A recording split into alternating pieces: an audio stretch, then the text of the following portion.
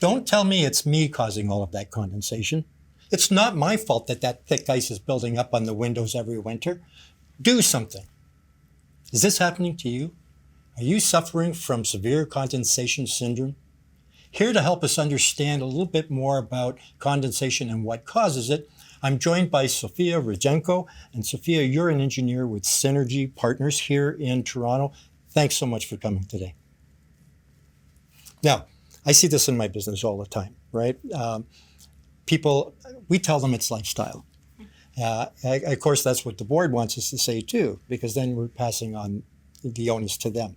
But who really is responsible? Is it the owner, or is it the condo or strata that's responsible?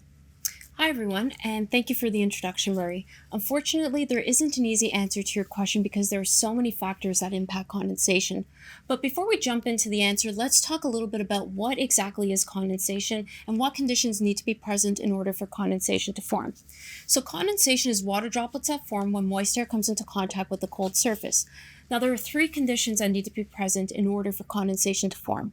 First, you need a cold surface for that moist air to condense on. So think of this as, for example, in the summer, going outside with a glass of ice cold water. Second, there needs to be enough moisture in the air. And third, there needs to be not enough airflow over that cold surface because it prevents that surface from drying. So what this means is that there are three ways that we can control condensation: by reducing the moisture in the air, by warming up that cold surface that the moist air is coming into contact with, and by improving airflow over that cold surface. Now, before I get into the details, what I do want to say is that when it comes to condensation forming on windows and exterior walls, this is really only a problem on cold winter days. So the colder it is outside, the lower the relative humidity needs to be in your suite in order to prevent condensation from forming. Now, windows are designed to withstand some degree of interior humidity, but the problem becomes on those really cold winter days, where the interior relative humidity would have to be quite low in order to prevent condensation from forming. Now, let's say that that's around 20% relative humidity at 21 degrees Celsius. The problem is that 20% relative humidity at 21 degrees Celsius is quite dry air, and so that can be uncomfortable for the occupants living in the suite. So it becomes a balancing act, having the relative humidity be at both a level that is comfortable for the occupants living in the suite, but also at a level that is not promoting excessive condensation from forming. Now, something that an occupant can do to monitor the relative humidity levels in their suite is by purchasing a hygrometer. And a hygrometer is a device that measures relative humidity. Now, let's talk about reducing moisture in the air. Occupants in a suite should be thinking about what activities do they do on a daily basis that add moisture into the air, and what can they do to remove that moisture in the air. Now, there are some sources that are unavoidable. Us humans, as we breathe, we are adding moisture into the air. There are also daily tasks that we do that add moisture into the air. Things like cooking, cleaning, running the dishwasher, showering. These activities all add moisture into the air. And now the engineers that design homes use a standard that assumes that this allows about 7 liters of water a day for 2 occupants in a home. Now, there are some sources that are avoidable. For example, having a lot of plants or running a humidifier. Now, to remove moisture from the air, occupants should be running their exhaust fans during these moisture-producing activities. If they are noticing that condensation is forming during these activities or even after these activities, it's important to keep the exhaust fan running until the condensation clears. Another thing that an occupant can do is open their windows or open exterior doors to let in some of the fresh outside air. And the reason for this is that in the winter particularly, the outside air is really dry, and that'll help remove some of the moisture from the suite. Now, in order for exhaust fans to be effective, they need to be maintained. And so often we'll go into suites where the exhaust fan either isn't running at all, or it's full of lint, or it's just drawing air really weakly. And so having your exhaust fans being maintained is really key. Now, if condensation is a persistent issue, the occupant could also consider purchasing a dehumidifier to remove the moisture from the air. So we talked about moisture control, but now let's talk about how do we warm up these cold surfaces that moist air is coming into contact with, and how do we improve air circulation across these surfaces. So first, we're going to talk about windows, and in particular, the blinds and window coverings in general. You'll want to make sure that the blinds and the drapes are kept open for as much as possible, especially on those really cold winter days. Now, wait a minute. That doesn't sound right. We're trying to keep our suite, our home warm, and you're saying on those super cold days, to expose the windows. I know, right? It seems counterintuitive. So going back to it, so drapes especially, you'll want to avoid very heavy drapery because this can trap the air up against the glass. Now, the other thing is when it comes to your in-suite HVAC systems, if the grills on the outlets are adjustable, you'll want to direct them towards the window. If they aren't adjustable, what you could also consider doing is using a standalone fan that's directed at the windows. Now, another thing you can do when it comes to your HVAC systems is if you have control over the fan speed, the fan setting, what you could consider doing is instead of having the fan only trigger when the system is calling for heating, you can have the fan run continuously. And so this is just a matter of switching the fan setting from auto to on. Oh, that keeps the air moving in the suite. Exactly. All right. Those are some great tips, Sophia. But what about fresh air in the suites? How does that factor in? So it's very important to get fresh air into the suites. In the winter, when the outside air is heated, it's really dry and it can dilute the moisture in the suites. So there's two ways that we ventilate the suites in a high-rise building, either by a central fresh air system or by dedicated ventilation in the suites. So when it comes to a central fresh air system, what this is bringing the fresh outdoor air, sending it into the corridors. And now in terms of the suites, the way that we ventilate the suites in these types of buildings is by the gaps around the suite door. The fresh air from the corridors goes through the gaps around the suite door in order to allow ventilation into the suite. Now, this is why it's important that in buildings that have a central fresh air system to ensure that the suite doors are not weather stripped. Otherwise, there's no way for the fresh air to get in. Now, when it comes to dedicated ventilation in the suites, this is handled by equipment known as either an energy recovery ventilator, an ERV, or a heat recovery ventilator, an HRV. And so the way that these units work is they exhaust the stale air from the unit and provide fresh air into the unit. And ERVs and HRVs allow for much better moisture control in the suites.